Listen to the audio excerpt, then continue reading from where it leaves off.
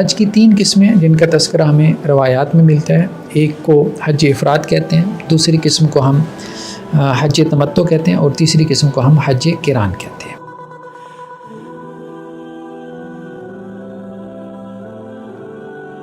हज इफ़राद यानी इफ़राद का माना है अकेला करना। तो जब हम किसी सफ़र में अकेला हज करते हैं और हज के साथ हम उम्रा नहीं करते तो उसको हम हज इफ़राद कहते हैं। तमत्तु का मतलब होता है फ़ायदा उठा लेना, यानी एक ही सफ़र में हम उम्रे के साथ हज का भी फ़ायदा उठा लेते हैं।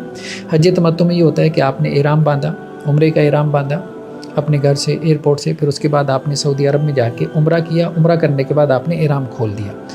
फिर जब हज के दिन आए यानी 8 ज़िलहज्जा, तो फिर आपने दोबारा हज के लिए एहराम बांधा। तो गोया एक ही विज़िट, एक ही सफ़र में आपने उम्रा और हज दोनों को जमा कर लिया 2 मुख्तलिफ एहरामों के साथ। इसको हज तमत्तो कहते हैं।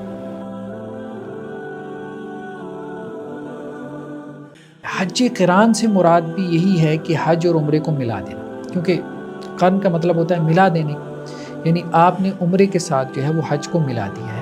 तो हज क़िरान में आप उम्रा और हज दोनों के लिए इकट्ठा ही एहराम बांधते हैं, इकट्ठी आप नियत करते हैं। तो एक ही इहराम के अंदर आप पहले उम्रा अदा करते हैं, फिर उसके बाद आप इहराम खोलते नहीं हैं, बल्कि उसी इहराम की हालत में आप रहते हुए हज के दिन जब आते हैं यानी 8 ज़िलहज्जा, तो आप हज की नियत जो है वो कर लेते हैं।